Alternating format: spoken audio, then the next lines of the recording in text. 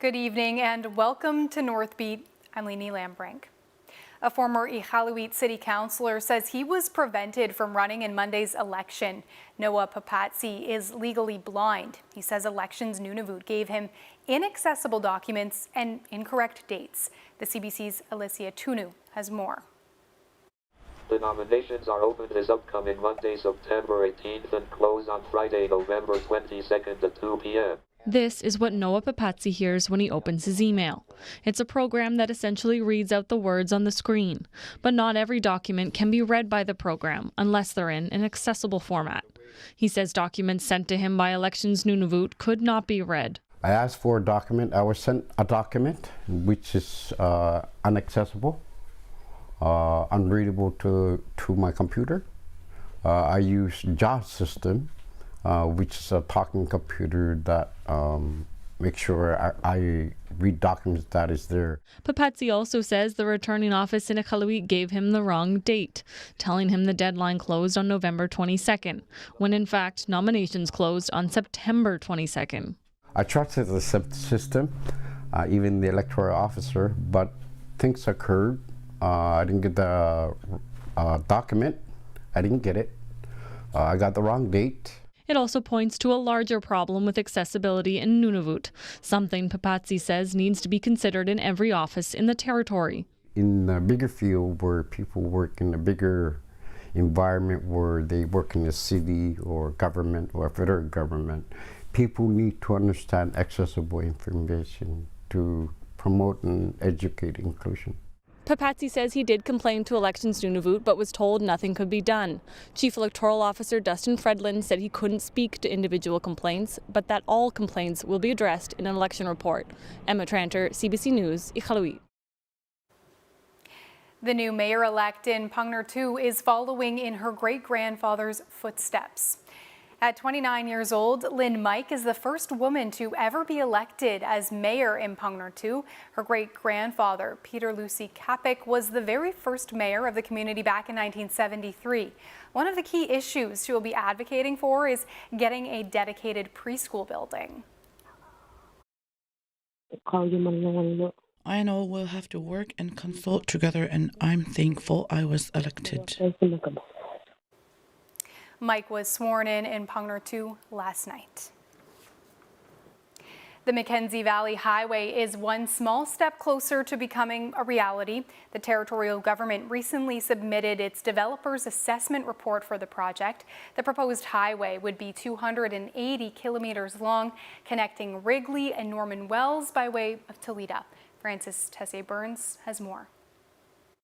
The territorial government has rerouted the McKenzie Valley Highway to stay away from a moose pasture near Wrigley and further from Bear Rock in Tulita. Those are some of the changes outlined in the developer's assessment report. The document is a milestone for the environmental assessment and gives a summary of the proposed route, mitigating the effects on the environment and impacts on communities.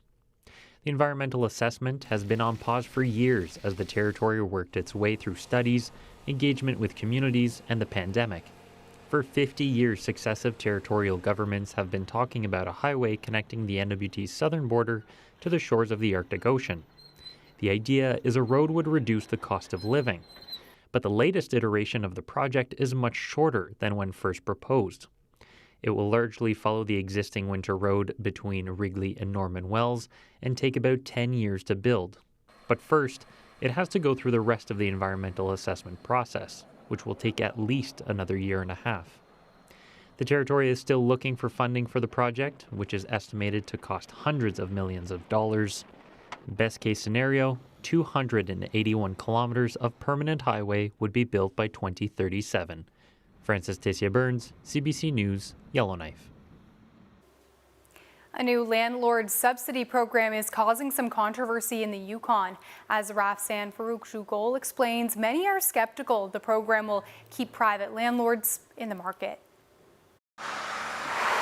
Honourable Deputy Speaker, this is just a straightforward. The Yukon government is offering a payment of $338 per unit to every landlord renting to long-term tenants over 6 months.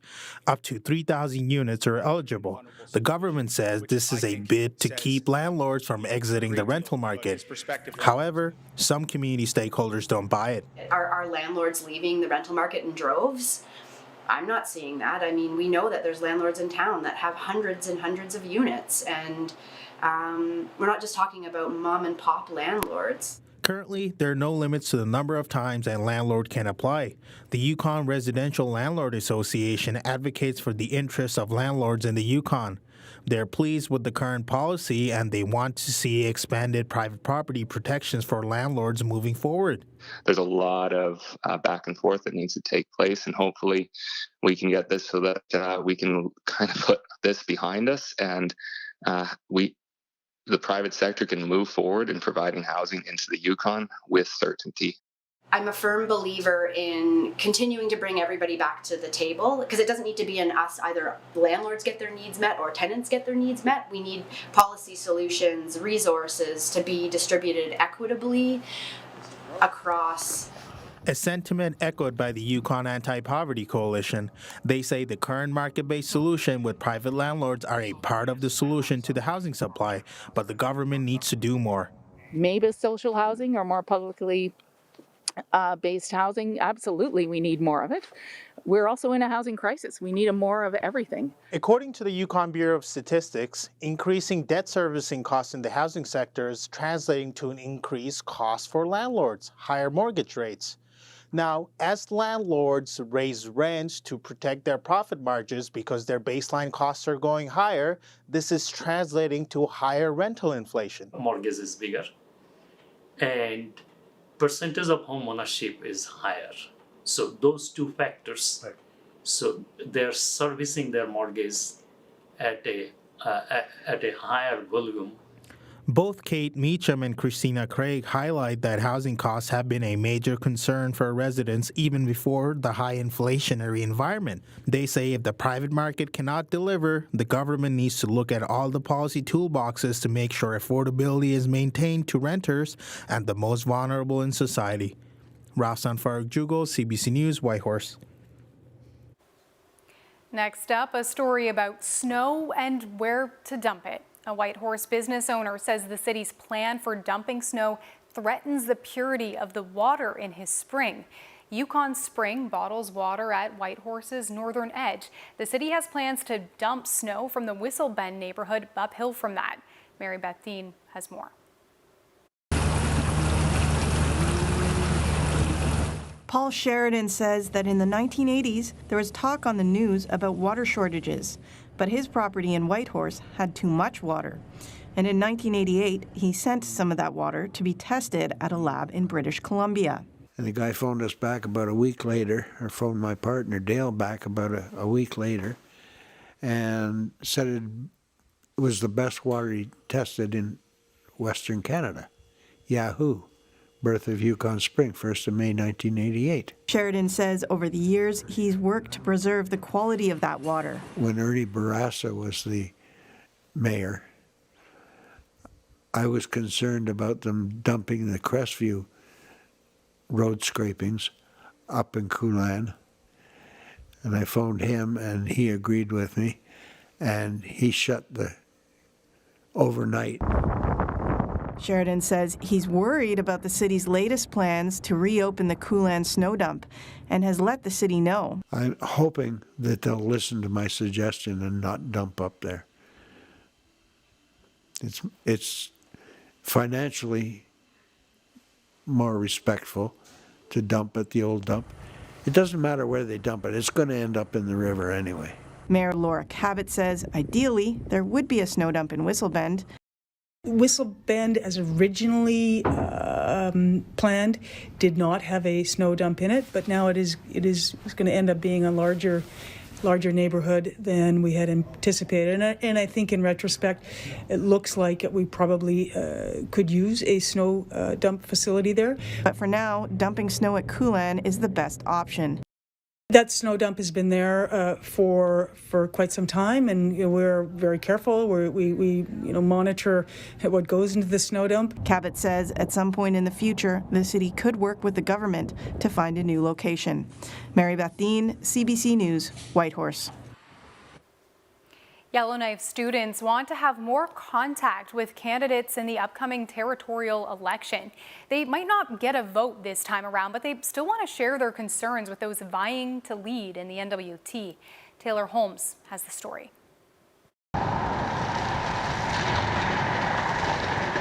Emergency management, mental health, and climate change were some of the main issues brought up by students at École St. Patrick High School in Yellowknife.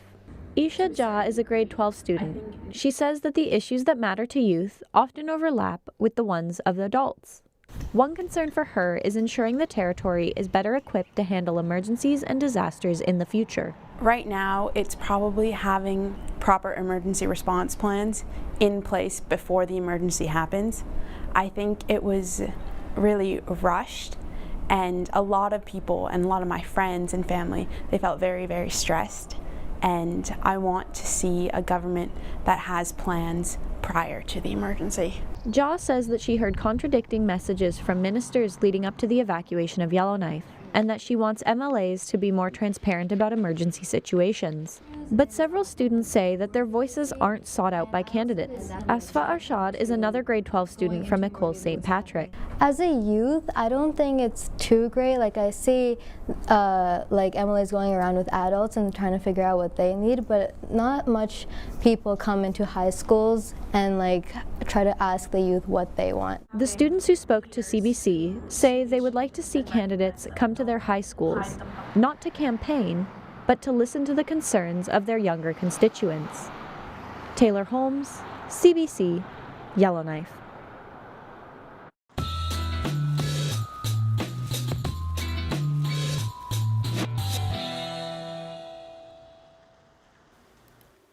The Bank of Canada has hit pause again, keeping its key interest rate at 5%. It's the second time in a row that it has decided against an increase. This after back-to-back hikes in the summer. The central bank says the economy is showing more signs of cooling and suggests inflation will ease gradually, but concerns persist over the rising cost of living. So it's not ruling out future hikes. It's raised rates 10 times since early 2022 to curb inflation, which had risen to its highest level in 40 years. A worrying new report is out today from Food Banks Canada. It says Canadians are relying on them to survive like never before. It also has recommendations on how the government can help people across the country, including here in the north. Julia Wong has this report. Food banks nationwide are seeing soaring demand from Canadians trying not to go hungry. It is so hard to make that dollar stretch. And there's stuff I do have to go without. I don't want to, but I have to. A new Food Banks Canada report finds in March there were nearly 2 million visits to food banks, the highest usage ever. That's a 32% jump from the same time last year and a whopping 79% increase from 2019. Food Banks Canada says many Canadians are having an increasingly hard time stretching their dollars to make ends meet. Are they going to pay their rent this month or put food on the table for themselves and their families? And so these numbers really speak to the depth of suffering right across the country. This food bank in PEI is even changing its hours for pickup to meet demand. Just way too many people, coming to use the services, and that's really why we expanded our hours. We need to, get people in over a longer stretch of time, and hopefully we can serve them just a little bit better. In Calgary, residents have taken it into their own hands and started a community fridge to help hungry neighbors. The fridge has been really well used since we opened it up about a week ago. We try and fill it about 2 or 3 times a day. The need is really huge, and people are really feeling the burn of inflation these days. There's concern over the growing pressure on food banks. The need is astronomical compared to 4 years ago, with Ontario seeing a 101% jump in demand, Quebec at 98%, and Alberta at 94%. There's worry food banks simply cannot keep up. If we see these rates of growth year over year, there will be a point where food banks aren't able to respond. And that's scary to think of. What Beardsley says is most important in dealing with this issue: government action, putting more money in the wallets of vulnerable Canadians and creating more affordable housing. But it isn't clear whether that will happen fast enough for Canadians who are already struggling. Julia Wong, CBC News, Edmonton. A sexual assault case against a former Canadian fashion mogul has been going on for weeks now, but today was the first day jurors heard from Peter Nyard himself. He's charged with 5 counts of sexual assault and 1 count of forcible confinement. He was questioned by his own lawyer in a Toronto courtroom. Jamie Strachan has the details. Peter Nyard took to the stand in his own defense today. He spent most of his time recounting his life story, from poor immigrant to fashion mogul. The 82-year-old also told the court that in the last 4 years, his short-term memory has gotten worse and worse. "I recommend not getting old. It's not a good disease," he told the court. Late in the afternoon, Nyard started to testify about his Toronto headquarters and his private bedroom where the alleged assaults took place. Criminal defense attorney George Gray has been following this case and says Nygaard's choice to testify in his own defense may be beneficial. Putting myself in the shoes of the jury, I imagine that jury is very curious to know what the other side of the story is, and they might have a question about why an accused didn't testify if he or she didn't take the stand. At the same time, Gray says it could backfire. There might be aspects of that are difficult for him to explain, and he's there and he can't get away. Before Nyard took the stand, his attorney Brian Greenspan attempted to dismantle and discredit the Crown's case. He dismissed the Crown's attempt to portray Nyard as a predator, a sexual megalomaniac who lured women to his Toronto headquarters. He told the jury that his client had no recollection of ever meeting 4 of the 5 complainants in this case. It's impossible to have a recollection of events that did not occur, Greenspan told the jury, calling the testimony of the 5 women inaccurate, unreliable, and not trustworthy. Over the last 3 weeks, court has heard testimony from 5 women who have detailed sordid, disturbing allegations against Nyard. All of the women told the court similar stories of meeting Nyard by chance, being contacted months later with the promise of help breaking into the fashion industry. The women testified all of the meetings ended at Nyard's Toronto headquarters where they were allegedly raped. All of the alleged assaults took place between the late 80s and 2005. The youngest alleged victim was 16. None of the allegations have been proven, and Nyard has pleaded not guilty. For decades, Nyard helmed a sprawling fashion empire. The company declared bankruptcy in 2020 as allegations against Nyard began to swirl. Nyard is expected to be on the stand for at least 2 days. Jamie Strachan, CBC News, Toronto. Things are too good. I'm just scared that things will be taken away. Think of the education they will receive. You're going to see things you never forget. There is no way that we are going to give up when we are threatened with cultural genocide. Sometimes it's the beautiful things that hurt the most to remember. You promised me that you won't look back. You are our tomorrow. A lot happens overnight. Hey, good morning, Heather. Hey, good morning. How are you today? We're ready to go when you need to know. Good morning. I'm Heather Hiscox. We begin with breaking news, what we're learning from. Like you see from behind us here, how big the fire is. Your connection goes back decades. You're giving me the hard questions. Yep. The heroes and the helpers. That is what we're here for. I found Canadians. I'm Heather Hiscox. Start your day with us on CBC Morning Live. I am in the best place in the entire world right now. Oh, I always play with fire. This is an epic fail. I'm obsessed with these. I am utterly speechless.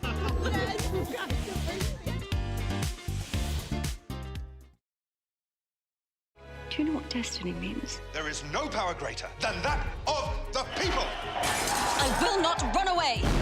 My destiny is to rule this country. Victoria. Watch free on CBC Gem.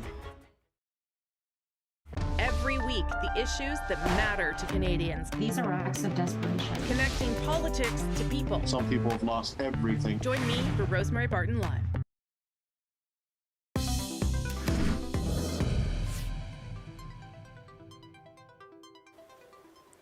Canada and Greenland have agreed to manage a critical Arctic ecosystem together.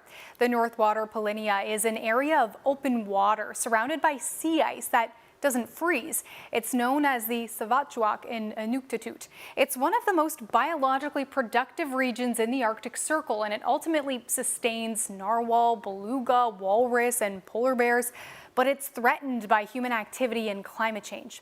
Canada and Greenland signed a letter earlier this month agreeing to cooperate when it comes to managing and conserving the Polynya.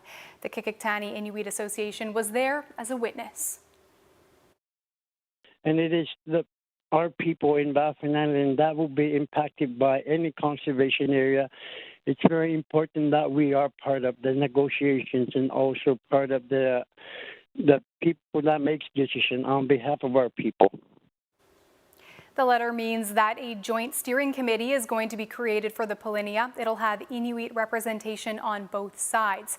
Akasuk says working together is culturally significant and will help maintain ocean health amid a changing climate. Students in Inuvik are getting firsthand experience scraping caribou hides. A week-long demonstration is happening at the Inuvik Native Band office. The whole community is welcome to check it out, so that's exactly what the CBC's Des Lorraine did. And look, you'll get really good scrapes over here. Yeah, just go. It's the sound of learning, tradition and culture at the Inuvik Native Band this week, and it's a familiar feeling. It's so big. It's just like brushing. Pretty much like brushing it, yeah. There are two techniques on display, one where the hide is frozen and one where it is soaked. In the wintertime, we can do that same process of wetting it, getting stretched out on the frame, and letting it freeze. It really depends on what kind of outcome you want, whether that be like fur on, fur off. Noel Cockney is one of the facilitators of the workshop.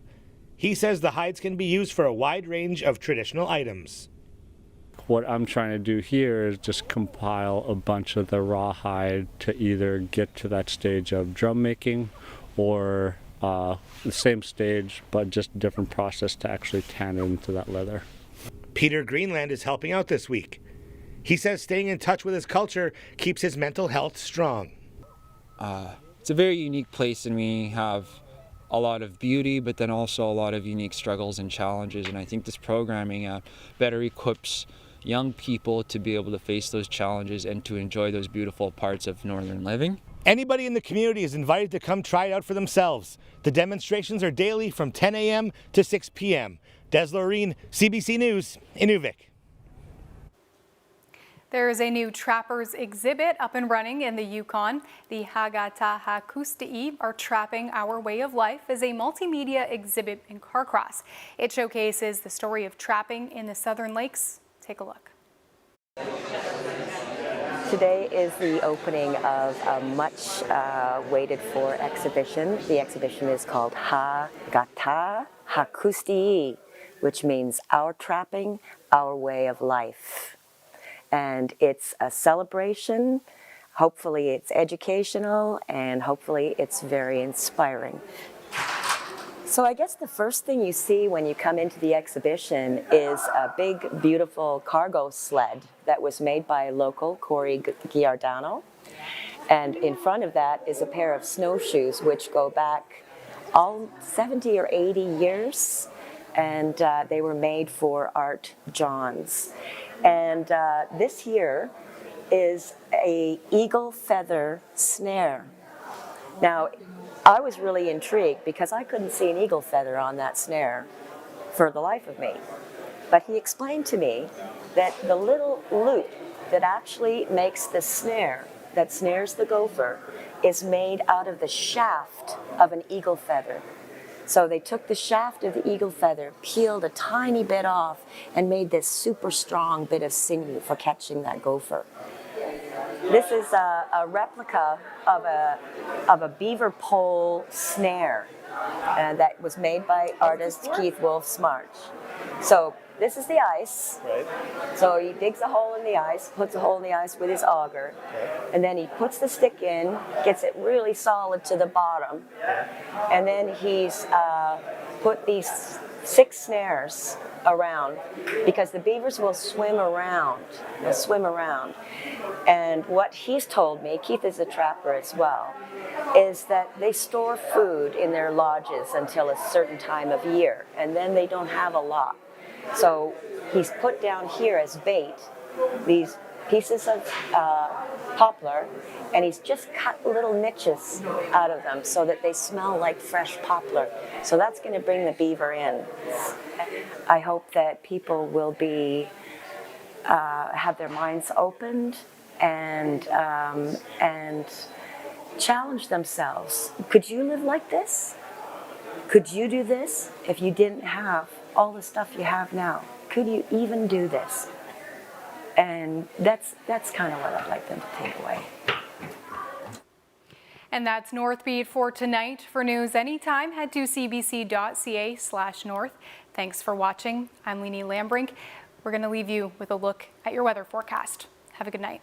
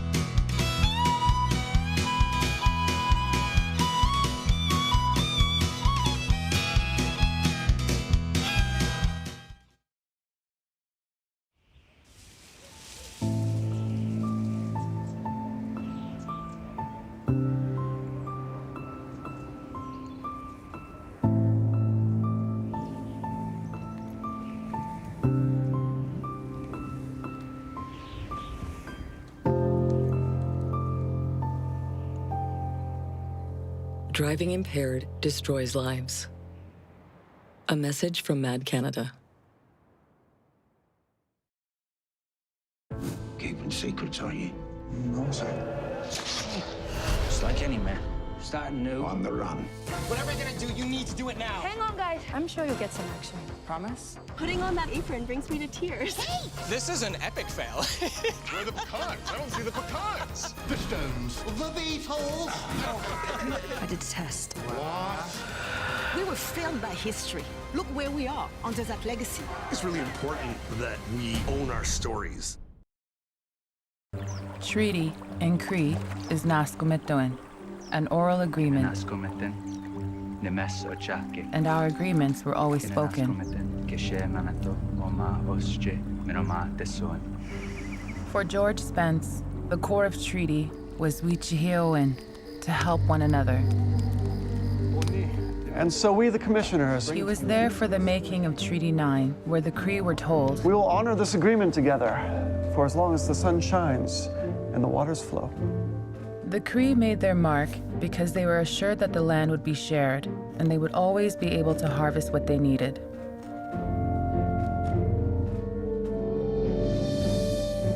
George Spence was my great-grandfather. In his life, he saw many promises of the treaty go unfulfilled. Treaties were essential to the creation of Canada. First Nations still fight for the agreements to be honored.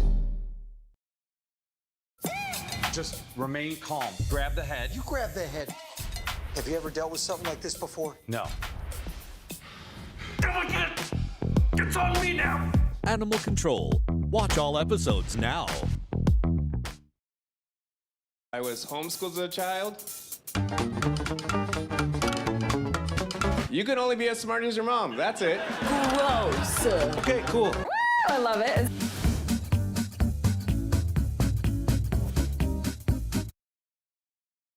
We have an incredible show lined up for you tonight. Wow!